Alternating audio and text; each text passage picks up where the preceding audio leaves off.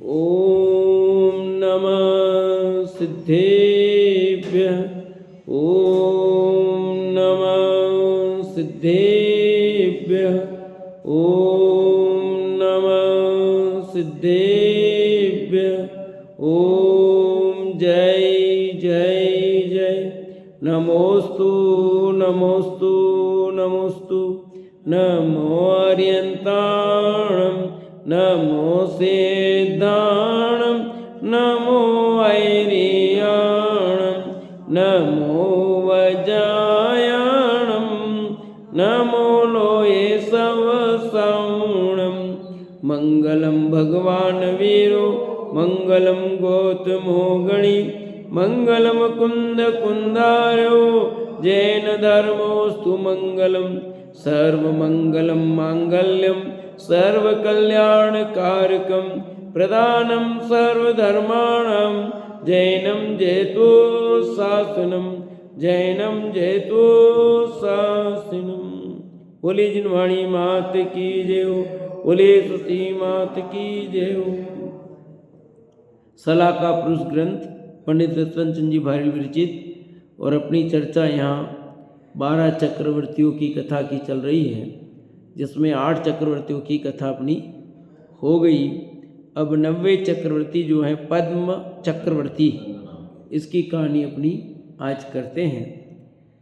हर दिन कुछ न कुछ कथानक में नई बात आती है कि नहीं आ रही है, और कुछ न कुछ शिक्षा उस कथानक में हमें मिलती है। उस कथानक में हम क्या ग्रहण करते हैं क्या नहीं करते हैं वो अलग बात है।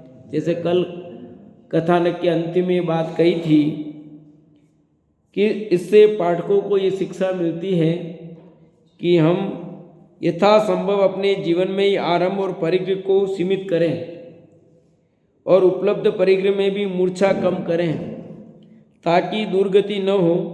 बेर भाव तो कभी किसी के साथ लंबाना ही नहीं चाहिए। बेर को क्रोध का आचार और मुरब्बा कहा गया है। अतः तत्वज्ञान के बल से क्रोध को ही समित कर देना चाहिए, उसे बेर नहीं बनने दें, क्योंकि बेर अनेक भवों तक पीछा नहीं छोड़ता। ये कल की कथानक में हमने शिक्षा की बात की थी। अब यह 90 चक्रवर्ती पद्म चक्रवर्ती की कहानी चलती है। श्री मल्लीनाथ जिनेन्द्र के तीर्थ में पद्म नाम का चक्रवर्ती हुआ, जो पूर्व में तीसरे भव में प्रजापाल नाम का राजा था। कौन से तीर्थंकर? मल्लीनाथ जिनेन्द्र। मल्लीनाथ कौन से नंबर के तीर्थंकर हैं? 19वें मल्लीनाथ, ठीक है। उनके समय में पद्म नाम का चक्रवर्ती हुआ 90 नंबर का। वो जो तीसरे भव में प्रजापाल नाम का राजा था। ये राजाओं में जितने प्राकृतिक गुण कहे गए उसमें वे सब थे। अतः समस्त प्रजा सुख से रहती थी। समस्त शत्रुओं को जीत लिया था। समस्त इंद्र शांत कर दिए थे। किसी एक समय उल्कापात देखने से उसे वैराग्य हो गया। वह विचार करने लगा कि मैंने मूर्खतावश इन भोगों को स्थायी समझकर चिरकाल तक इनका उपभोग किया है। ऐसा विचार कर उसने पुत्र के लिए राज्य सौंप दिया और स्वयं शिवगुप्त जिनेश्वर के पास जाकर संयम धारण कर लिया। देखो भाई, छोटी छोटी घटना जीवन में कब बदल दे किसको, ऐसा हमारे साथ भी होता है। कोई छोटी सी घटना हमारे जीवन को बदल सकती है। यहीं उल्कापात देखा और उससे ज्ञान हो गया संसार की क्षणभंगुरता का, कि ऐसा ही है भी क्षणभंगुरता। तो पहले नहीं देखा होगा, पर काल पकता है तभी बात समझ में आती है। जो समझ में आती है, हम रोज स्वाध्याय सुन रहे हैं, पर कब कौन सी बात हमारे पकड़ में आ जाएगी, कब हम पलटा मार जाएंगे पता नहीं है। और ये जितने भी बैठे हैं अपन सब, तो कोई न कोई बात कहीं हुई तब हम पलटे मारे और यहाँ आए हैं। ऐसा नहीं है कि नहीं हुआ है, बस किसी को याद होगा किसी को याद नहीं होगा, ऐसा होगा। ये बात कही थी और फिर मैंने को बना दिया मन, नहीं स्वाध्याय तो सुनना ही है अपने को भैया। तब मानस बना स्वाध्याय सुनने का, मंदिर जाने का भाव ऐसे बना। कुछ न कुछ चीज छोड़ी आपने, ऐसा हुआ और मैंने एक चीज छोड़ दी। हाँ, मैं रोज दीपक जला पर दीपक में देखा मच्छर गिरा, तब से मेरे को नहीं दीपक नहीं जलाना चाहिए। कब किसको पलटा मार जाए। अपन रोज कहते हैं मत जलाओ मत जलाओ, पर उसने देखा, उसको समझा कि दीपक में इतने जीव मर गए यार, आज से नहीं जलाना। तुम सही कहते थे मुक्ष लोग, हम लोग तो अब उसके जीवन में हम कहते थे पर नहीं माना, पर अब उसने देखा, उसके जीवन में याद आ गई कि नहीं पंडित जी ने कहा थी बात, सही कह रहे थे। और अपने को अब कब कौन सी बात किसके, मैं बेड़िया गया था 10 लक्षण में, बेड़िया सनावत के पास में, ठीक है। तो वहाँ क्या वो लगाते थे, फिर मैंने कहा देखो जी, फिर जब साहब ने देखा, देखो मैंने कहा गिर गया, देखो नहीं सही बात है, मैं क्या रोज कह रहा हूँ, आज देखो गिरा ना, नहीं अब नहीं जलाएंगे। अब प्रत्यक्ष दिखा दिया ना उनको कि देखो जिन मंदिर है, जिन मंदिर में हो रहा है, देखो ये जीव मर गए। पर अब उसमें भी जिसको माना तो माने, नहीं तो नहीं माने, किसको क्या करे। पर जिसकी समझ में आनी होगी तो ही आएगा। वो जीव मर जाए तो भी नहीं, रोज मरते हैं, चलते रहता है, ये तो मरने के लिए, यूं कह दे कुछ नहीं कह सकते। जिसके जीवन में जब समझ में आनी होगी तब उस घटना से बदल जाएगा। नहीं बदलना है तो भी 50 बहाने हैं, और बदलने की छोटी सी घटना बदल देगी आप। देखो भाई सुनो इधर क्या कहते हैं।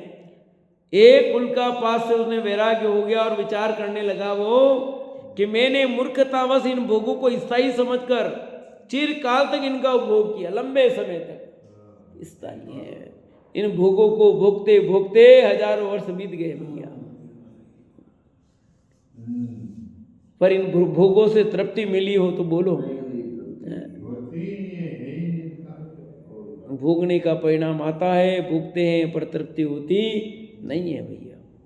ऐसा विचार कर उसने पुत्र के लिए राज्य सौंप दिया। स्वयं शिवगुप्त जिनेश्वर के पास जाकर संयम धारण कर लिया, ऐसा ले ली।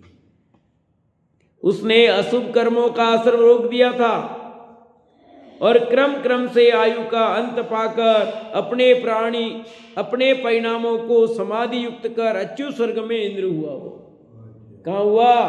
अच्युत स्वर्ग में इंद्र हो गया। वहां 22 सागर की उसकी आयु थी। 22 सागर, असंख्यातो वर्ष हैं। 22 सागर की आयु। वह चितेंद्र आयु के अंत में वहां से च्युत हुआ और फिर उसकी आयु थी। फिर वाराणसी नाम की नगरी में इक्ष्वाकु वंशी राजा पद्म नाम का पुत्र उत्पन्न हुआ। पद्म नाम का, ठीक है, राजा पद्मनाभ का पद्म नाम का पुत्र। राजा का नाम पद्मनाभ, बेटे का नाम पद्म। हाँ, वाराणसी, वही बनारस।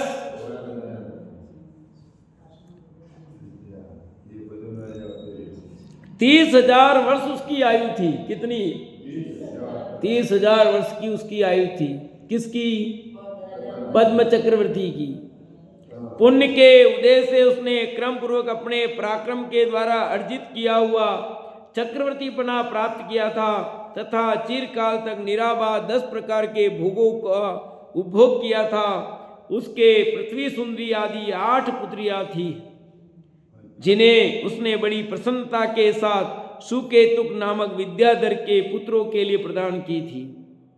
ठीक है, कि उसकी जो कन्या थी उसकी शादी उसने सुकेतु नाम का विद्याधर था उसके लिए प्रदान की। कैसे कैसे कर दी? क्योंकि चक्रवर्ती होता है वो 3 क्षेत्रों से शादी करता है। 32,000 और 32,000 वो विद्याधरों से भी शादी करता है। 32,000 म्लेच्छ खंड की होती है, 32,000 कर्म इधर आर्य खंड से विद्याधर की है और 32,000 मलेच्छ खंड की। ऐसे 96,000 रानियां उनकी होती है।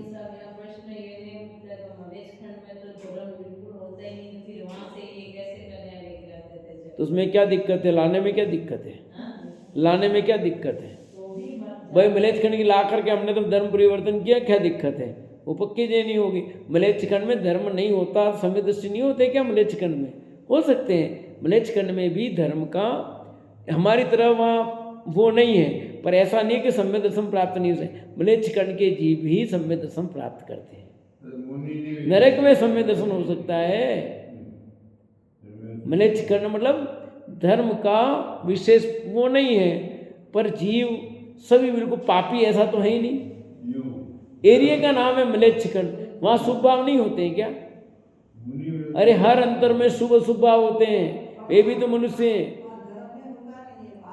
हाँ, ऐसा ये सब आपका जो प्रदर्शन है वो नहीं है, परंतु जीवों के अशुभ ही परिणाम होते हैं ऐसा नहीं है।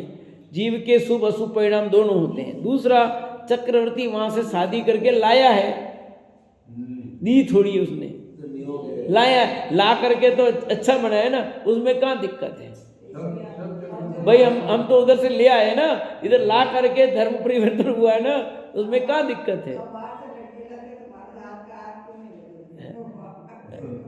कुछ नियम है, कुछ नियम है ना उसके। कुछ बात समझो, यद्यपि सत्यम लोक विरुद्धम ना करणीयम ना चरणीयम। कुछ बातें बहुत सत्य होती है, परंतु लोक के विरुद्ध है, जहाँ आप रहते हैं वहाँ, तो फिर नहीं करना चाहिए वैसा। जैसे मैं उदाहरण देता हूँ, आगम के अनुसार देखो, कैसे भी देखो कि मामा फुआ के बच्चे आपस में शादी कर सकते हैं, आगम विरुद्ध नहीं है। किसी तरह से गोत्र परिवर्तन हो गया, विज्ञान विरुद्ध नहीं है। परंतु हमारे यहाँ ये नियम है कि वे सगे भाई बहन की तरह हैं, इसलिए मामा फुआ में शादी नहीं करानी चाहिए। तो हमें नहीं करानी चाहिए, कराते हैं तो बिल्कुल गलत, दंडनीय है हमारे यहाँ। परंतु ये शास्त्र वो सब बात सत्य है, लिखा यद्यपि सत्यम लोक विरुद्धम ना करणीयम ना चरणीयम, क्योंकि फिर वो गद्दी पर बैठेगा तो नजर से देखेगा अच्छा नहीं है। आया समझे कि नहीं? ऐसे बहुत सारी चीजें हैं, एक उदाहरण देकर ही समझाया। कर्नाटक में जैन समाज में मामा फुआ में शादी होती है आज भी, अभी भी। तो कोई वहाँ उस क्षेत्र में ऐसा है तो कोई किसी को ऑब्जेक्शन नहीं है, पर अपने ही क्षेत्र में नहीं है तो नहीं होना चाहिए। ठीक है, बहुत सारी चीजें हैं। ऐसे कितने उदाहरण हैं जो जिनागम के सत्य हैं, पर लोक में उसको अच्छा नहीं माना जाता। जैसे सूतक पातक की बातें, ऐसे बहुत सारी बातें हैं। तो कुछ चीज़ों को किसके अनुसार लेना नहीं लेना, हमारे यहाँ क्या चल रहा है इसी आपको उसके एरिया में करना चाहिए, उसके उस क्षेत्र में वैसी चीज़ें हैं। जैसे आप पूजन पद्धति में भी देख लो तो वहाँ वो सिस्टम अलग अलग लगे हैं। जैसे महावीर जी में जाओगे तो आपको पहले नहा के आओगे, उसके वापस वहाँ पर भी धोती को गीला लेके फिर नहाना पड़ेगा, फिर आप जा सकते हो। वहाँ आपको गीला कपड़े नहीं ऐसे पहुँच के नहीं, आपको वहाँ नहाना ही पड़ेगा। तो वहाँ वो सिस्टम उसको अपना लो, उसमें नहीं ऐसा कैसे, ये जबरदस्ती बहस नहीं करनी। ठीक है, हम जैसे गुना गए तो वहाँ क्या है, जैसे आए कपड़े फटाफट कपड़े उतारे, सबके सामने नग्न हो जाते हैं और दो पहन लेते। मैंने कहा यार मुझे बहुत बुरा लगा कि ऐसे सबके सामने ऐसे कपड़े न तो पट्टा लगाते हैं, कुछ नहीं लगाते हैं। हाँ, मुझे तो बुरा लगा कि पंडित जी यहाँ कोई कुछ नहीं होता ऐसे। मैं तुम्हारा होगा तो वो उनके करने पर मेरा जो नियम है वैसे किया मैंने। फिर कैमरे में कैमरा लगा कि नहीं उधर नहीं इधर कहाँ लगी है, तो अब अपने को अटपट लग। क्यों? हमारे यहाँ नहीं होता ऐसा, हमारे यहाँ ऐसा नहीं होता, हमें बुरा लगा, पर वहाँ ऐसा नहीं, किसी को भी नहीं लगता ना। तो यही बस, यद्यपि सत्यम, हाँ सबका अलग अलग। जहाँ जो सिस्टम है, आपने सामग्री है कि एक ही पूजन थाली है तो वो वहाँ आप दूसरी थाली में आपके सामग्री नहीं लेगा। हाँ, तो ये चीजें हैं, इसमें कोई फर्क नहीं। जहाँ जो सिस्टम है उसके अनुसार आप फॉलो करो, ज़्यादा इसमें उलझने की जरूरत नहीं है। तो चक्रवर्ती का ये नियम है, वो मलेच्छ खंड से लाता है और शादी करता है, पर उसने मलेच्छ खंड में दिया नहीं। आगे चले। एक दिन आकाश में एक सुंदर बादल दिखाई दिया, जो चक्रवर्ती को हर्ष उत्पन्न कर शीघ्र ही नष्ट हो गया। उसे देखकर चक्रवर्ती विचार करने लगा कि इस बादल का यद्यपि कोई शत्रु नहीं है तो भी नष्ट हो गया। फिर जिनके सभी शत्रु हैं, ऐसी संपत्तियों में विवेकी मनुष्य को स्थिर कर रहने की भावना कैसे हो सकती है? बादल चला गया, इसका कोई शत्रु नहीं, और हमारे तो चारों तरफ शत्रु ही शत्रु हैं, सबकी ईर्षा भाव है, कहीं कुछ है कहीं कुछ है। फिर जिनके सभी शत्रु हैं, ऐसी संपत्तियों में विवेकी मनुष्य को स्थिर रहने की भावना कैसे हो सकती है? ऐसा विचार कर चक्रवर्ती संयम धारण करने में तत्पर हुआ ही था कि उसी समय उसके कुल का वृद्ध मंत्री बोला, यह तुम्हारा राज्य प्राप्ति का समय, अभी तुम छोटे हो, नव यौवन के धारक हो, अतः भोगों का अनुभव करो। तप में व्यर्थ ही कष्ट उठाना पड़ता है, इसका कुछ भी फल नहीं होता, क्योंकि जब परलोक ही नहीं तो तप का फल कौन भोगेगा? कौन कह रहा है? मंत्री उनका। इसलिए तप करने का आग्रह छोड़ो और निराकुल होकर राज्य करो। वो राजा ने विचार किया ही था, तो मंत्री आया, कह रहे कि भैया कहाँ चक्कर में पड़ रहे हो, अभी तुम्हारी उम्र कम है। जिया जी क्या कहा?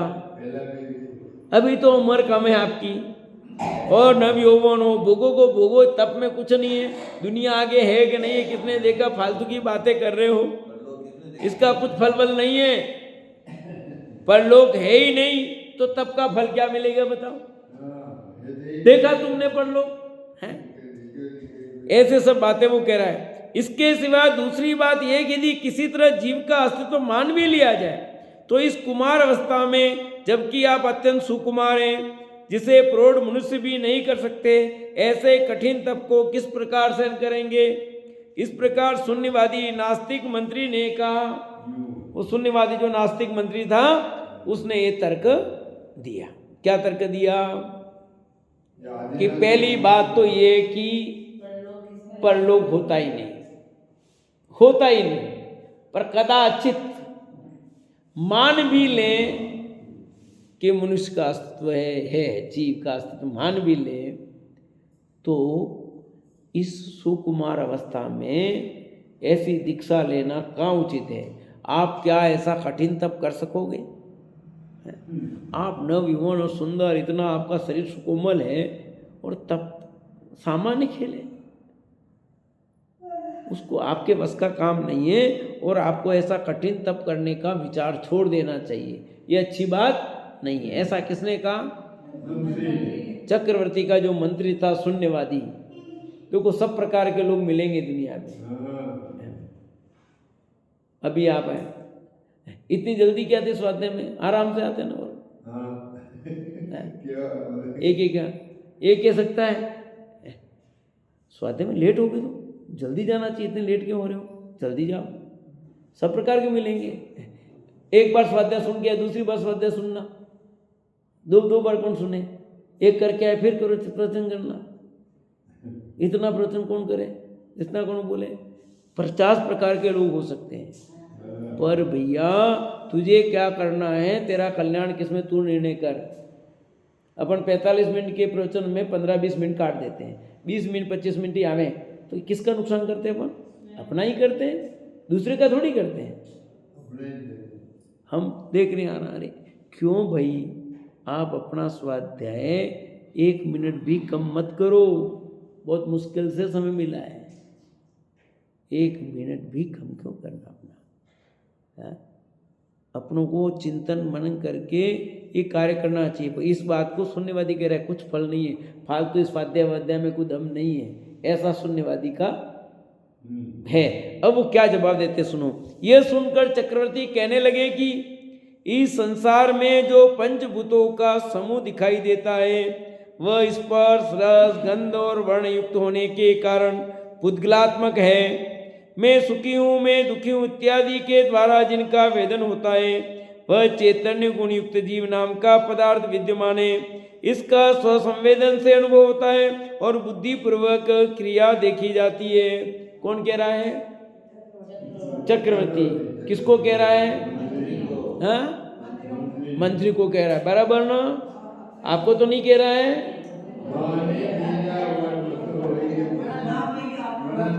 भैया ये आपको समझा रहे, मंत्री आप हैं, चक्रवर्ती भगवान आचार्य देव हैं। यहाँ चक्रवर्ती कौन है? आचार्य भगवंत। और वो तर्कवादी कौन है? मंत्री आप। शून्यवादी कौन है? वो आप हो। कि अभी तो आराम से थोड़ा देर रेस्ट करें, फिर जाएंगे ना। इतना क्या है, पंडित जी वहाँ पर आएंगे, अरे वहाँ तो टाइम पे आ जाती है, यहाँ रोज होता है उसी टाइम पे प्रवचन शुरू होता है, तो हम 10 मिनट और काट के लेटा रहे। अरे क्यों भाई? ये शून्यवादी की सब बातें ऐसे हो जाती है। आया समझ में कि नहीं आया? क्यों शून्यवादी बन रहे पता नहीं। इस संसार में जो पंचभूतों का समूह दिखाई दे रहा है, पंचभूत मतलब ये शरीर जिसमें लोक में माना जाता है पृथ्वी से बना है, वह इस पर रस गंध वर्ण युक्त होने से कारण पुद्गल है। ये जो शरीर है ना, इस पर रस गंध वर्ण से युक्त है, ये पुद्गल है। ये क्या है? पुद्गल है। और मैं सुखी हूँ, मैं दुखी हूँ इत्यादि द्वारा जिसका वेदन होता है, ये जो अनुभव कर रहा है, मैं सुखी हूँ, मैं दुखी हूँ, बहुत दुख रहा है, मेरे पैर दुख रहे हैं, मेरे घुटने दुख रहे हैं, मेरे दांत दर्द हो रहे हैं, मेरे डांट दर्द हो रही है, हाँ, और जो भी जिसका दर्द हो रहा हो, हाँ, सिर दर्द हो रहा है, मेरा पेट दर्द हो रहा है, मेरा आँख दर्द हो रही है, ये सब किसने जाना? ये सुख दुख का अनुभव किसने किया? आज तो सब्जी बहुत अच्छी बनी, आज रोटी अच्छी बनी, अच्छा टेस्ट बढ़िया था, आज तो बहुत बढ़िया टेस्ट था, ये सब किसने जाना? वो जो जाना वो कौन? कि वह चेतन गुणयुक्त जीव नाम का पदार्थ विद्यमान है। ये जो अनुभव कर रहा है सुख का, दुख का, अच्छा बुरा का, भला बुरा जो भी अनुभव कर रहा है वो कौन है? मैं कुर्सी पर बैठा हूं, किसने जाना? हाँ जी, हाँ जी। जो कुर्सी पे बैठा दिखाई दे रहा है वो तो पुद्गल, पर मैं कुर्सी पर बैठा हूं, ये किसने जाना? ये जिसने जाना ना वो चैतन्य युक्त पदार्थ है। इस हेतु अन्य पुरुषों के शरीर में भी आत्मा है यह अनुमान से जाना जाता है। इससे जैसे मेरे शरीर में आत्मा है ना, इससे दूसरों के शरीर में भी आत्मा ही सिद्ध हो रहा है। मैं सुख दुख का अनुभव करता हूँ, ऐसा दूसरा भी सुख दुख का अनुभव करता है। अपने को चिमटी बड़ी लगी तो दूसरों को चिमटी उसको भी लगेगी कि नहीं लगेगी? वो तेरे ख्याल में नहीं आ रहा, अलग बात है, हाँ, पर कैसा कष्ट तो होता है कि नहीं होता है? इस हेतु से, कौन सी हेतु से?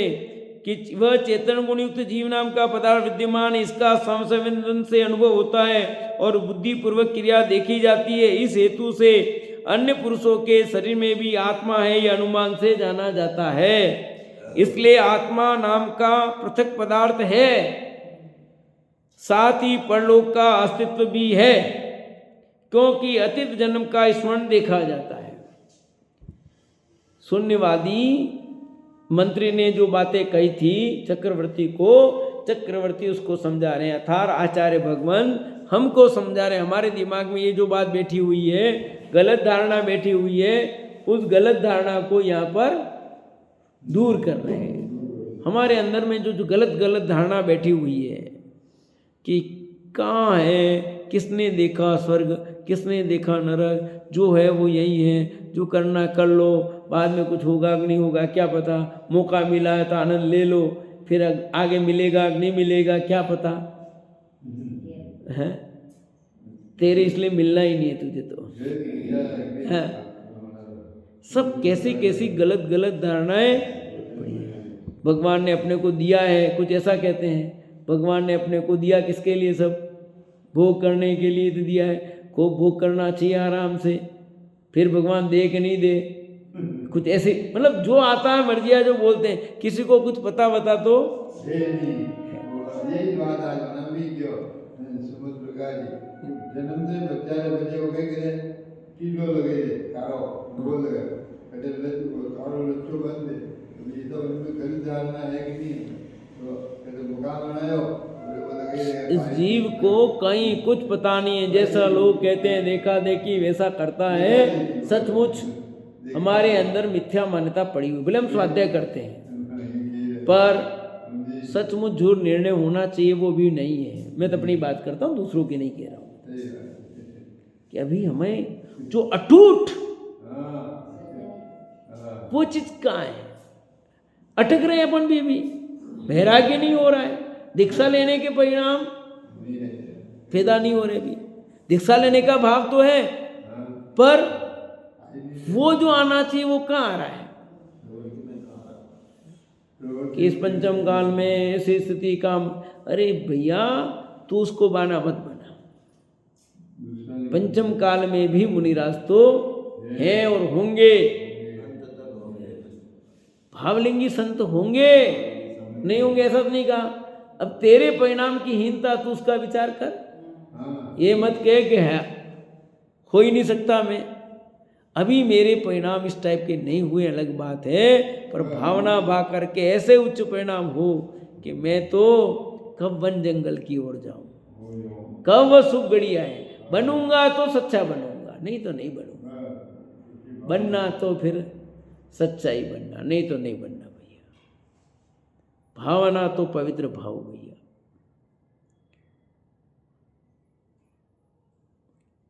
साथ ही परलोक का अस्तित्व भी है, क्योंकि अतीत जन्म का स्मरण देखा जाता है कि परलोक भी है। क्यों कि यहाँ कई लोगों को जाति स्मरण ज्ञान देखा जाता है। बता रहे ना परलोक का, अभी आई थी घटना कुछ समय पहले ही। इत्यादि युक्तिवाद के द्वारा चक्रवर्ती ने उस शून्यवादी मंत्री को अस्तित्व का अच्छी तरह श्रद्धान कराया, परिवार को विदा किया और अपने पुत्र के लिए राज्य सौंप कर समाधि गुप्त नामक जिन राज के पास सुकेतु आदि विद्याधर राजाओं के साथ जिन दीक्षा धारण कर ली। लो जमाई के साथ, लो जमाई भी दीक्षा ले ली। शादी करवाई थी ना बेटियों का, वो जमाई ने भी दीक्षा ले ली। ये है, समझा भी दिया मंत्री को कि तुम जो कह रहे हो वो सही नहीं है भैया। अब मानना नहीं मानना तो उसकी होनार पर निर्भर है भैया। अपने को तो ये सब बातें आचार्य देव हमें कह रहे हैं। कोई मंत्री नहीं है यहाँ कोई चक्रवर्ती नहीं है। वो चक्रवर्ती गया कब का, वो मंत्री कब का गया। अब तो हम हैं, ठीक है। जिनवाणी माता वो हमारे चक्रवर्ती है भी है समझो, और हम हैं मंत्री। ये अपने को बिठा करके बात समझिए कि बात हमें कही जा रही है, हमारे लिए कही जा रही है, किसी और की नहीं। कहानी को कहानी के रूप में ही नहीं लेना, कहानी को कहीं उसमें अपन पात्र बनाना है अपने को। कोई भी कहानी लिखी जाती है तो उसके पीछे कोई उद्देश्य है, उसमें कहीं न कहीं हम पात्र होते हैं। उन्होंने अनुक्रम से आगे आगे होने वाले विशुद्धि रूप परिणामों की पराकाष्ठा को पाकर घातिया कर्मों का क्षय किया। किसने? पद्म नाम का जो चक्रवर्ती था, मुनिराज बन गए और उन्होंने अपने कर्मों का नाश कर दिया, घाती कर्मों का नाश कर दिया, जिससे वे नव केवल लब्धियों के स्वामी हो गए। कि आया नव केवल लब्धि प्रगटाओ। जब अंतिम समय आया तब अघातिया कर्मों का क्षय हो जाने से निर्वाण पद को प्राप्त हुए। लो अघातिया कर्म का भी क्षय कर दिया और सिद्ध बन गए। कहाँ तो मनुष्य पर्याय राजा बने, कहाँ देव पर्याय में गए, फिर मनुष्य आए और अपना काम करके लोग के अग्रभाग में विराजमान हो गए। ऐसे सिद्ध को हमारा बारंबार नमन किया। लोग के अग्रभाग में ये सब उनके ज्ञान का गे बन रहे हमारे, कि हम लोग ये कहानी पढ़ेंगे इस समय ऐसा बोला जाएगा, सब उनके ज्ञान का गे बन रहे। कितने लोग बैठे होंगे, कितने लोग सुनेंगे, क्या होगा, कौन क्या कर रहा होगा, उसमें सब ज्ञान का गे बन रहा है कि नहीं बन रहा? बोलो। जो पहले प्रजापाल नाम का राजा हुआ था, फिर तप चरण कर अच्यु स्वर्ग का इंद्र हुआ, तदंतर समंत भरत क्षेत्र के स्वामी पद्मनाभ के चक्रवर्ती हुए, फिर निर्ग्रंथ मुनि बनकर परम पद को प्राप्त हुए। ऐसे वे सिद्ध परमात्मा हम सब के लिए भी सतपथ प्रदर्शक बने। इस प्रकार ये पद्म चक्रवर्ती की कहानी पूरी हुई। अब 10वें चक्रवर्ती हरिसेन चक्रवर्ती। कौन से? तो पहले कौन से थे काकसा? भरत चक्रवर्ती, दूसरे सगर, तीसरे मगवा, चौथे सनत, पांचवें, छठे, ये तो सरल है, सातवें, आठवें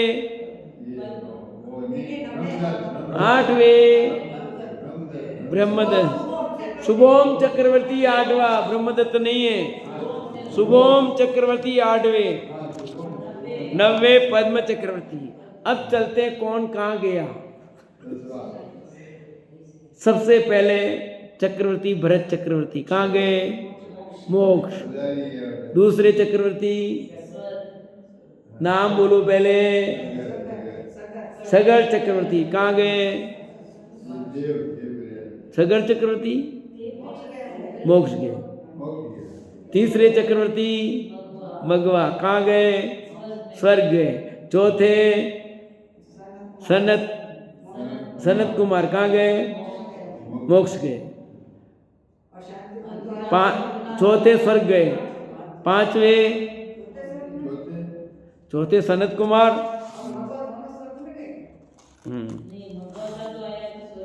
मगवा उसमें गए, चक्रवर्ती नहीं, उस मगवा का है तो स्वर्ग में गए।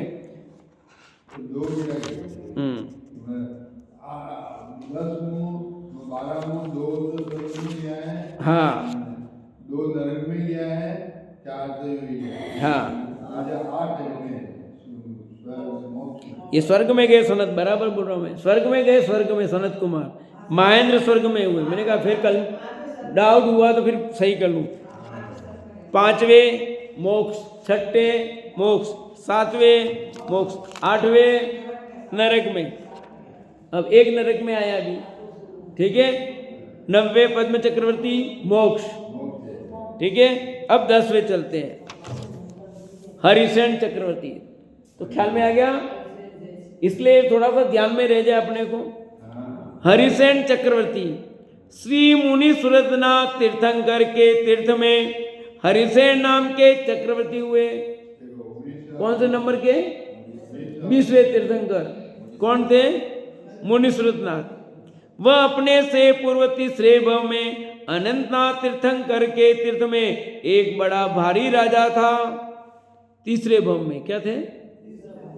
हरिसेन जो चक्रवर्ती हुए वो अपने तीसरे भव में अनंतनाथ तीर्थंकर 14वें अनंतनाथ के काल में एक बड़ा भारी राजा था। वह किसी कारण से उत्कृष्ट तप कर सनत कुमार स्वर्ग के सुविशाल नामक विमान में 6 सागर की आयु वाला उत्तम देव हुआ।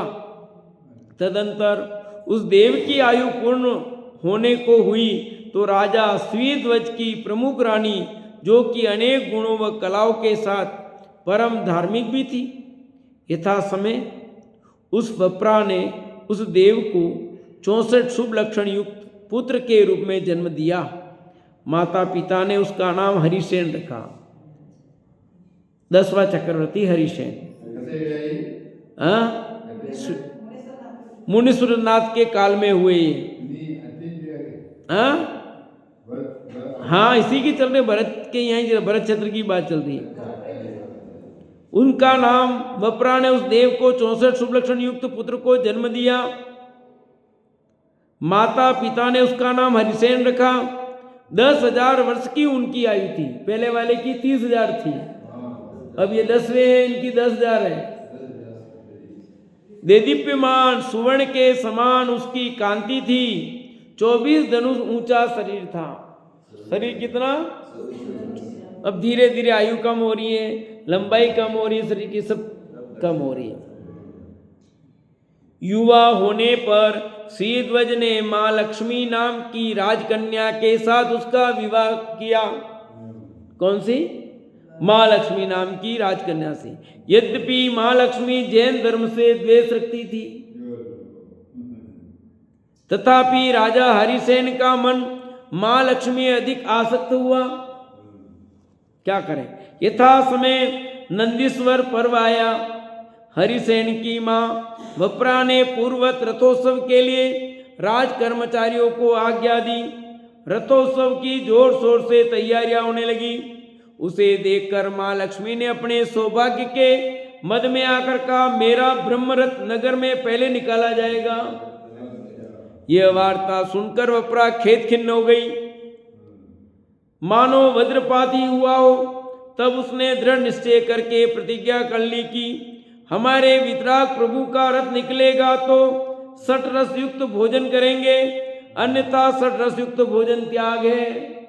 उसने माता जी ने, चक्रवर्ती की माता ने त्याग कर दिया। अपना रथ निकलेगा तो पहले निकलेगा, नहीं तो अपने षट का त्याग है। इस प्रकार से प्रतिज्ञा लेकर संपूर्ण कार्य छोड़कर उदास होकर बैठ गई। क्या करें, अब घर में असीबू आई, और होता है कई जगह होता है, नहीं होता ऐसा नहीं होता है, तो एडजस्टमेंट करना पड़ता है, बहुत सारा करते ही हैं, नहीं करते हैं, क्या करें। अब ये क्या करते हैं, इसने कुछ नहीं कहा, अपन जो कर सकते हैं वो करते हैं। हरिसेन ने माता को उदास चित्त देखकर पूछा कि हे मात, अब तक तुमको मैंने स्वप्न में भी उदास नहीं देखा है, ऐसा अमंगल रुदन किस लिए। तब माता ने सब वृतांत कहा। उसको सुनकर हरिसेन मन में विचार करने लगा कि इस समय मेरा क्या कर्तव्य है। दो ही तरफ फंसे तो को आदमी, एक तरफ बाई है लुगाई, एक तरफ माँ। अब क्या होता देखो, माता को दुखी देखने में समर्थ नहीं हूं। इस प्रकार सोचकर मल से निकलकर वन की ओर चल दिया। भ्रमण करता हुआ वह एक सघन वन में पहुंचा। वन में उसके सुंदर रूप को देखकर निर्दयी पशु भी शांत हो गए। वन अत्यंत रमणीक, फलों से परिपूर्ण, निर्मल सरोवर से युक्त था, किंतु हरिसेन को माता की स्मृति आती रही। वन में विहार करते हुए वह सतमन्यु नाम के तापस आश्रम में पहुंचा। उस समय चंपा नगरी में जन्मेजय राजा राज्य करता था। चंपा नगरी में उसका काल कल्प राजा के साथ युद्ध हुआ। युद्ध में जन्मेजय हार गया। उसने पहले से ही राजमहल से लेकर सतमन्यु ऋषि के आश्रम तक सुरंग बनाई थी, गुप्त अंदर टनल। आपत्ति काल देखकर जन्मेजय की माता नागमती अपनी पुत्री मदामली को लेकर सुरंग मार्ग द्वारा उस तापसी आश्रम में आश्रय के लिए आ गई। हरिसेन जब आश्रम में आए तब मदनावली को देखकर मदन बाण से वेदित हुई। मदनावली की भी वही दशा हुई। अब देख लो, फिर चक्कर पड़ गया। दोनों को विकार युक्त देख नागमती ने कहा, हे पुत्री सुनो, महामुनि के वचन है कि मदनावली चक्रवर्ती की स्त्री रत्न होगी। मदनावली किसकी पत्नी होगी? ये योग है तुम्हारा भैया। यह उपस्थित युवक महालक्षण युक्त होकर चक्रवर्ती जैसा प्रतीत हो रहा है। इतने में ही आश्रय के तापस्वियों ने आश्रम की अपकीर्ति फैलने के भय से हरिसेन को निकाल दिया। हरिसेन ने तापसी को अवध्य जान कुछ नहीं किया। हरिसेन आश्रम से निकल तो गए, किंतु मदनावली को एवं खेत खिन्न हृदय अपनी माता को न भूल सके। उधर वो उस लड़की को भी नहीं भूल पा रहे मदनावली को, इधर मम्मी की भी याद आ रही है। एक तो घर में बैठी है वो लड़ाई वाली, देख फिर राग यहाँ हो गया। देखो चक्कर, ये सब चक्कर ही चक्कर है भैया, समझो। उन्होंने चित्त में ये शुभ संकल्प किया कि मैं इस स्त्री रत्न को वरूं एवं माता का संताप दूर करूं, तो नदियों के तट पर, वनों में, ग्राम, नगर, खेत, करवट, मट्टप इत्यादि में और पर्वतों पर जिनेन्द्र भगवान के चैत्यालय का निर्माण कराऊंगा। इस प्रकार चिंतन करते हुए वे सिंधु नद नामक नगर में पहुंचे। उस वक्त एक राजहस्ती मद से युक्त हो स्त्री बालक आदि को क्रोंता हुआ दौड़ रहा था। कौन? हाथी। भय से कंपित स्त्री समूह को देखकर परम दयालु हरिसेन स्त्रियों को अपने पीछे करके हाथी के सम्मुख आए और मन में विचारा कि वे तापस्वी दीन थे, अतः युद्ध नहीं किया, परंतु ये दुष्ट हस्ती बालक आदि का घात करे और मैं सहायता न करूं, ये क्षत्रिय धर्म नहीं है। मैं क्षत्रिय हूं, मेरा धर्म है। इस तरह निर्भीक भाव से हरिसेन उछलकर हाथी के कुंभ स्थल पर चढ़ गए और हाथी को वश में कर सभी की रक्षा की। राजमहल की छत से दृश्य को देख रहा था। राजा महल की छत से देख रहा था। सो आश्चर्ययुक्त हो बहुत सम्मान के साथ हरिसेन को लाने के लिए राजपुरुषों को आज्ञा दी। कौन लड़का बोला उसको? अनंतर अपनी 100 कन्या के साथ हरिसेन का विवाह कर दिया। है तो प्रतापी, ले जाए इनाम में 100 कन्या। यहाँ तो एक पालना मुश्किल है, यहाँ 100 लेके बैठने को तैयार है। हरिसेन वहां सुख से रहने लगे।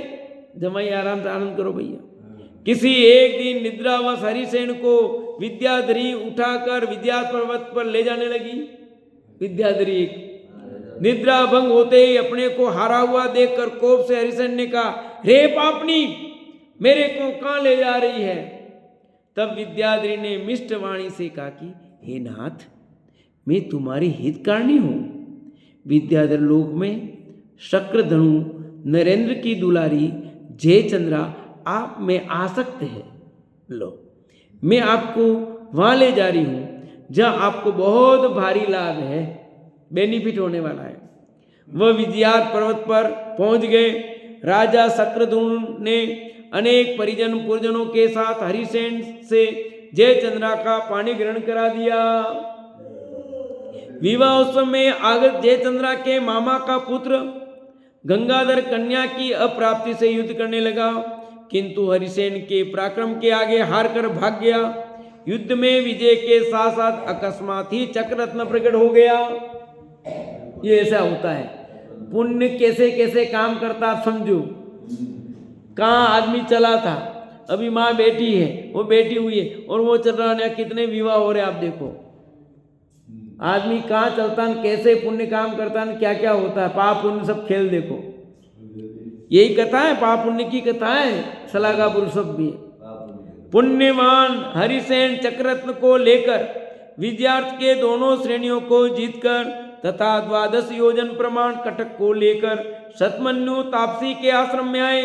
वहां विधि पूर्वक मदनावली के साथ विवाह किया, वही वापस आ गया, तथा बड़ी विभूति के साथ कंपल्याणगिरी आए। 32,000 मुकुटबद्ध राजाओं के साथ आकर उन्होंने माता वपरा को नमस्कार किया। ऐसे प्रतापी पुत्र को देखकर माता के हर्ष का पार नहीं रहा। युगल नेत्र आनंद से भराए। सठखंडाधिपति सम्राट ने स्वर्णमयी रथ का निर्माण करा के नगर में जिनेन्द्र भगवान की रथ यात्रा कराकर अपनी माता का मनोरथ पूर्ण किया। लो मम्मी, तुम्हारा मनोरथ पूर्ण। इस कार्य को करने से मुनि और श्रावकों में परामर्श हुआ। बहुत से लोगों ने जिन धर्म धारण किया। अनंतर अपने शुभ संकल्प के अनुसार 10वें चक्रवर्ती हरिसेन ने नदी के किनारे पर्वत पर्वत पर वनों वनों में स्थान स्थान पर जिन मंदिरों का निर्माण कराया। बहुत काल तक चक्रवर्ती की संपत्ति का उपभोग किया। अब बीच में क्या हुआ, कहानी छोड़ दी और आगे चलते हैं। किसी समय एक कार्तिक मास के नंदीश्वर पर्व संबंधी 8 दिनों में उस चक्रवर्ती ने महापूजा की और अंतिम दिन उपवास का नियम लेकर वह महल की छत पर सभा के मध्य धर्म चर्चा करता हुआ बैठा था। वहीं बैठे बैठे उसने देखा कि चंद्रमा को राहु ने ग्रस लिया है। यह देखकर वह विचार करने लगा कि संसार की इस अवस्था को धिक्कार है। देखो, ये चंद्रमा ज्योतिर्लोक का मुख्य नायक है, पूर्ण है और अपने परिवार से गिरा हुआ है, फिर भी राहु ने इसे ग्रस लिया है। होता है, ग्रहण होता है, चंद्र ग्रहण, सूर्य ग्रहण, ये तब इसकी ये दशा है। तब जिसका उल्लंघन नहीं कर सकता, ऐसे समय आने पर दूसरों की क्या दशा होती होगी सोचो। इस प्रकार चंद्र ग्रहण देखकर चक्रवर्ती हरिसेन को वैराग्य उत्पन्न हो गया। उसने अनुप्रेक्षाओं के स्वरूप का वर्णन करते हुए अपनी सभा में स्थित लोगों को श्रेष्ठ धर्म का स्वरूप बतलाया। उस हरिसेन ने अपने महासेन नामक पुत्र के लिए राज्य प्रदान किया। मनोवांछित पदार्थ देकर दीन, अनाथ तथा याचकों को संतुष्ट किया। तदंतर वैराग्य को प्राप्त होकर उस चक्री ने सीमांत पर्वत पर स्थित श्रीनाग नामक मुनिराज के पास जाकर अनेक राजाओं के साथ निर्ग्रंथ दीक्षा धारण कर ली। क्रम क्रम से अनेक विद्या प्राप्त की तदंतर गाति कर्म का अच्छे से केवल ज्ञान प्राप्त कर निर्वाण पद प्राप्त कर लिया, तो ये भी मोक्ष चले गए। हरिसेन चक्रवर्ती का जी पहले वन में राजा था, फिर संसार से भयभीत हो तप धारण कर तृतीय स्वर्ग में देव हुआ। तत्पश्चात आयु के अंत में वहां से पृथ्वी पर आकर हरिसेन चक्रवर्ती हुआ और तप चरण कर मुक्ति को प्राप्त हुआ। अब अंतिम निष्कर्ष जो बहुत काम का है, इस कथा में एक सर्वाधिक मार्मिक प्रसंग ये है कि अब सुनना, जो जब सास बहू में तकरार हो गई कि पहले किसका रथ निकले, तो पत्नी के मोह में आसक्त हुए भी जब उसने माँ के पक्ष को प्रबल एवं न्याययुक्त देखा और दोनों के बीच में पड़कर न्याय दिलाने में स्वयं को असमर्थ पाया, तो पत्नी का मोह त्याग कर वहाँ से चला गया। और जब माँ को न्याय दिलाने में समर्थ हो गया, तब लौट कर उसने माँ का समर्थन किया। ये है इस कहानी में एक नया मोड़। फिर आगे 11वें चक्रवर्ती जयसेन की कथा कल पढ़ेंगे। आज समय पूरा हो गया।